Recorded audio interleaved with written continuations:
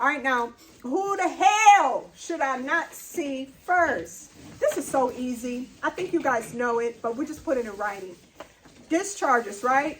If they're being discharged, aren't they fine? Yeah. So now, here's the problem. That does not mean you're not going to get cussed out. Oh, no, I thought I told you you were going to get cussed out. That's why I cuss you out, so you get used to it. So this is what happens. Here we go. You walk in the room in a good mood, at least you was, and you're saying, my name is blah, blah, blah, and you put this shit on the board. Yeah, the doctor said I'm going home today.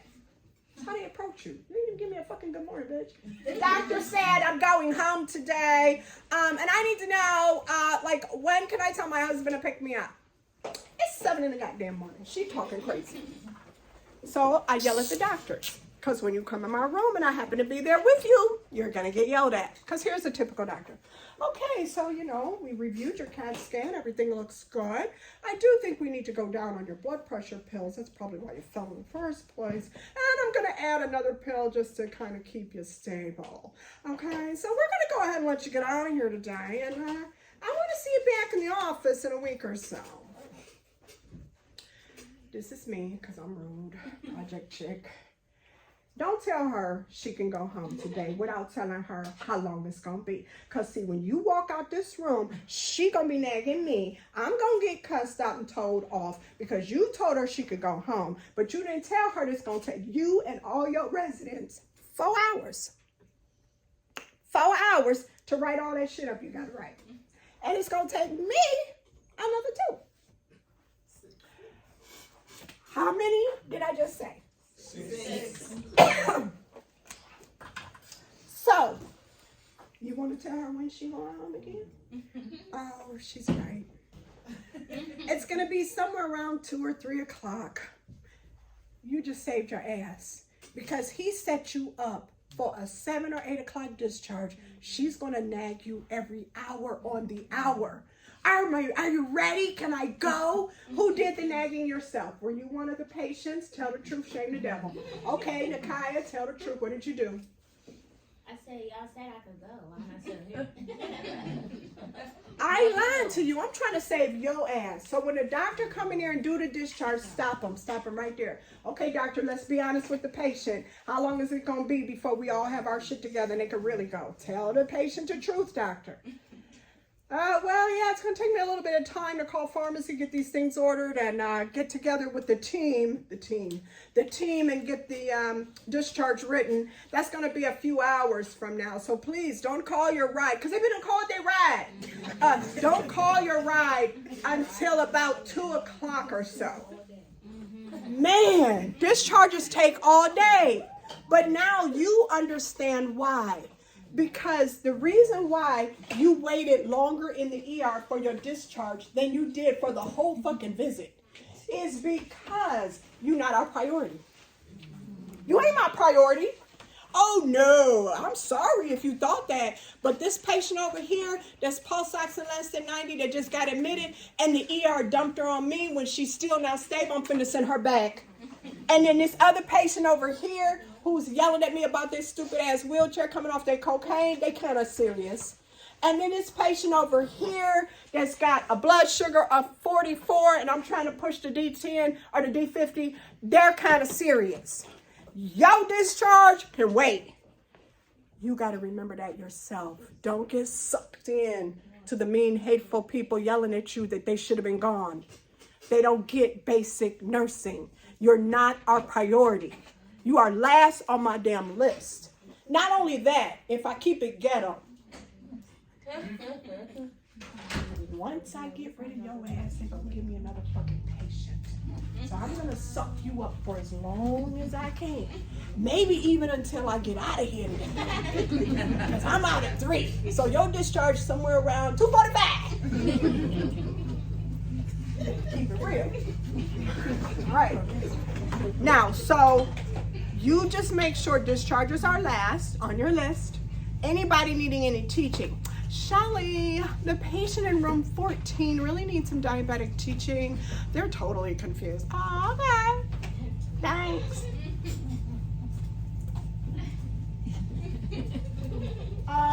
Yeah, no, it's not happening today. It's a Saturday. I'm fucked up with 7 patients or 6 patients, whatever. Okay, so it's your last on your list. I might give her a little packet, some handouts or some shit. Procedures, tests, labs. Ooh, this is the one you missed the most on the test. Let's talk shop, y'all.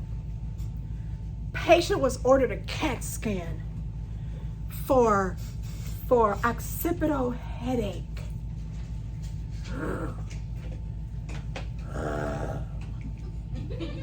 Wait a minute. That sounds serious. Didn't I tell you an occipital headache was a subarachnoid hemorrhage? Ugh. Should you see him first? No, motherfuckers, you did see him first. That's how come they got the CAT scan order. Got you. I got you. Do not see test, procedures, or labs first, because who ordered it? The doctor. So guess what? They were already seen. They were already seen, baby. You ain't got to worry about them. You did that. Been there. Done it. This is a big one for you. You do it all the time because they say something crazy. Patient having a VQ scan for pulmonary embolism. Who ordered it? The doctor. You already saw them. So did they. They ordered the right test. Leave it alone. They catch you every time on that, baby. Okay. All right, so we good on that. Oh, wait a minute. I forgot. Shit. I forgot that there's a few select people in this class that are really nice. They're kind. They're compassionate. And they look at crying people and their heart goes out. Oh, no. No, no. You can't be nice no more. No. You need to be bitch. Yeah, big bitch. You don't give a fuck about crying anymore. No. No, no. Now, that's not true, and you know it. So what do we mean by that? Is it a priority patient? No. Do you care? Yes, you care. You better care. I told you that. God don't like ugly. So what do we do? What do we do? We do all our little nightmares and everything first. And you might get 1 minute left in your day, and you go back and find that baby that was crying. And you just hold her hand and say, you know what, I'm going to pray for you. I'll be back tomorrow. I hope I get you. But I just wanted you to know I'm praying for you. Or whatever you think is necessary to convey to her. You did care that she's crying. You do care that her heart is breaking. You do care about her. But you just can't make that your priority. And the test loves to put that on it. They like to give you a crying patient because they know that there's 10 nice people in my class. What's next? It's not a priority except for 2 people. Who is it? Pain.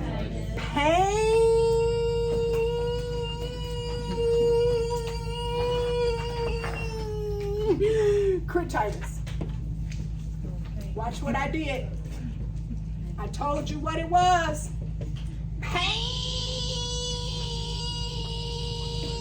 Pancreatitis. I swear you will remember that. Just don't get in trouble at the testing center with your loud ass about pancreatitis. Okay? No. This is the highest priority for this patient. You always treat the pain first, because with pancreatitis, they can't breathe unless you do. And they're going to get ARDS. So that's big. Now, I told you it was 2 people. The second person that you care about pain, because you don't care about pain with nobody else. The second person that you care about pain is the one where the pain is interfering with them breathing. That person on your test is a cabbage. What's a cabbage, y'all? Coronary artery bypass graft. They had heart surgery, open heart surgery, didn't they? Cabbage. That's what a cabbage is. It's open heart surgery. And if you had your ribs cracked and your sternum crushed and opened your chest up so we could work on your heart, you probably don't want to breathe either, because every breath you take is excruciating pain. Therefore, I need to treat you for your pain so you can breathe. Y'all all right? Okay, that's good. Okay, let's go back. Who you ain't seeing first? Oh, this is a whole good list. Look at y'all. Renal is never a priority because renal doesn't kill you. Y'all all right with that? Your crotch rot is not my concern. So the fact that you got gonorrhea, chlamydia, trick, and crabs, that's your issue, baby. Better talk to the men. Now, it's not my priority. Fractures. You guys do this wrong every time. It's not your fault. You, again, are nice people. There's 10 of you that are really nice. And you care about broken things. Yeah, something about that whole broken thing that you care about. So on the test, even when I give you tests, you always see the fractured femur first. Why? Watch this. This is going back to that respiratory thing we talked about. Unless I give you evidence-based medicine and signs and symptoms of either compartment syndrome or fat embolism, why is you seeing fractures first? Because you can walk around with a fracture for a while. My sister-in-law did it. Oh, yeah. She even went to the damn ER at university, and they told her, oh, you're fine, you got a sprain. Shit. Her ass had a fracture. And for 2 weeks, she walked around in so much pain, to the point where she was crawling the last day. Like, we're going back to a whole nother system to see what's wrong with you. It's a fracture. Okay? Fractures are not seen first without what? Evidence of compartment syndrome or fat embolism. So let's change the game for you, okay? Let's change it up. Sister girl had a fractured arm. She said the motherfucking cast is too tight. Guess what? She just became your fucking priority. Because what? She gave you a symptom of compartment syndrome. Okay? Now, what are the symptoms of compartment syndrome? All of them on the test. Let me explain. Unless they complain of itching, every cast complaint is compartment syndrome. I'm saying that again because y'all be stuck on stupid sometime. Here we go. Unless it's itching, and I do mean that verbatim, unless she's complaining about itching, every other complaint about a cast is compartment syndrome. Every single one of them. I don't care what they say. It feels warm under my cast. Oh, compartment syndrome. I feel like it's pins in the compartment syndrome. It feels like my arm on fire. Compartment syndrome. I don't care what it is. Unless it's itching, just write it off as compartment syndrome. You'll thank me later. Okay? Fat embolism is deep. You ain't gonna get that unless you're on your third test. And that is in the packet. Okay, so you already know. But compartment syndrome is common. Everybody gonna get one of them. Okay, moving on. Pregnant. You know what? This is the problem with y'all little babies. Y'all scared of pregnant ladies. You are. You hate OB. You can't stand it. You just cannot stand maternity. You're scared of all pregnant people on the test. You should be, but let's not be too scared. Here's the one that you don't give a fuck about. Pregnant women with what? What's in parentheses? Okay, so to impress me as an OBGYN for 20 years, delivered babies at 4 hospitals, to impress me, what else must be swollen? Face and hands. Because your feet don't matter. You see, you are not a lay person, you're a nurse, and you know that everybody has cankles. Everybody. Everybody pregnant has cankles. Get over it. What you care about is if the swelling moved up the body and their rings no longer fit and their face look like they got Cushing's. That's what you care about. Because otherwise, please, you're going to be messing up some pregnant ladies on the test. It's not just swollen feet. No, that's pretty common. That's normal for a lot of women, especially in the summertime. I used to put all my patients in the swimming pool some damn where because your ass going to swell up like crazy.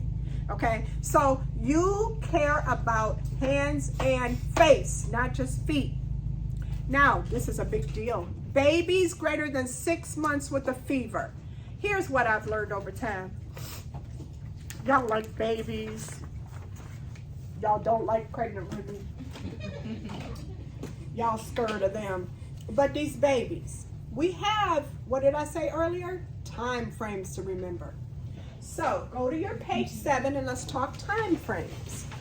Because if it's a time frame, it's a big hairy deal on the test.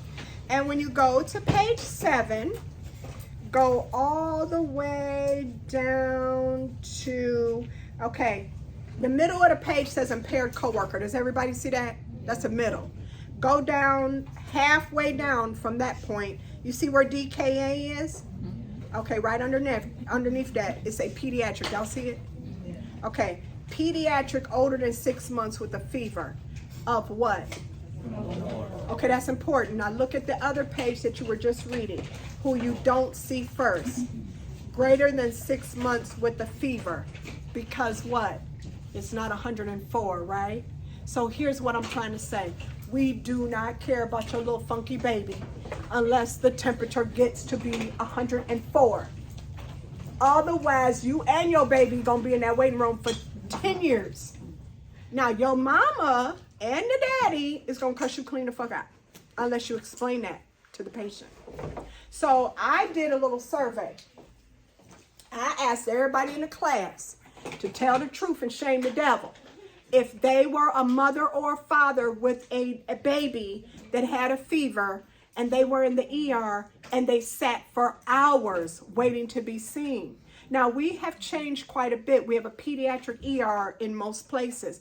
Back when I had my kids, you didn't have pediatric ERs. You're just throwing in there with everybody. But I asked all the little ladies and gentlemen in the class, if you had a little baby and your baby had a fever, did you have to wait for hours? And you're like, yeah, what the fuck was that about? I was like, well, now you know, because here's our deal, everybody. If you're older than 6 months, we don't really care about your fever because it's extremely common, and viral fevers are very popular after 6 months, and they're usually around 101 to 103. When they hit 104, we get serious about your baby. You probably won't be sitting very long. But once you come in there with your little 101.8 self and your little toddler, your little baby, we're like, okay, this is not going to go anywhere anytime soon. And we explain to you, now this is how I explain. I know ain't nobody explaining shit nowadays, but this is why I teach you so you don't do that dumb shit. Love your damn patient. Think if that was your ass, brand new mama with a baby. You say things like this. Okay, now, your baby does have a fever, and I'm really glad you brought them. You did a good job, baby. But listen, got a lot going on, and I will tell you this. Babies tend to have fevers, and sometimes you get so mad because you came all the way in and you found out it's only viral, right? So you watch the baby, and I'm going to watch you and the baby, but I have a feeling based on what we got going on that it may take a while to call them back. But you let me know if anything weird happened, because right now it looks like he's still eating and whatnot. So just go on and have a seat, and I'll keep you posted, but it might be a while. You see that? Instead of, okay, have a seat. Have a seat. This is your most prized possession. This guy's gift. You told me to have a seat. My baby got a fever. Bitch, you crazy? You can cuss out in about an hour. I'm just being real with you because I know how it goes. Okay, I've been a nurse too long. I know how it's gonna go. Okay, unless you explain. Now, guess what? Time frames matter. Because guess who never sits down at all? A neonate. What's a neonate? First 30 days of life, huh? Let's look for that. Let's look at it. Some of your shit. Your little ass better find it. Where we at, y'all? Show me. Oh, there it is. Neonates or peds less than what? 3 months with a fever. So the neonate don't need no complaint at all. Just sit your ass back up in here with me. I'm going to see what the hell's going on with you. Don't sit down, honey. Don't sit down in the waiting room at all. Just come on back here with me. You got a newborn. You ain't even got to sit down. If your baby under 3 months with a fever, you ain't sitting down either. Just come on. Something wrong. Something real wrong with them babies. Okay? Something is seriously wrong. Meningitis, something crazy. You got these kind of babies with problems? Oh, hell no. And look at the fever number that we gave the 3-month-old. What is it? And what was the one for the 6-month-old? You see the difference, baby? Oh, yeah. This catches a lot of people off guard on the test. You get this on your test and you're like, oh, it's a baby. I gotta see him first. No, you don't. No, you don't. Not depending on the age, right? So 18-month-olds, you really don't care about no damn 18-month-old on that test. You don't. Not unless they got something, special, exciting, okay? All right? Now, what else don't I see first? What else we got here? We got, oh, there it is. Ignore the word what? Okay, y'all good?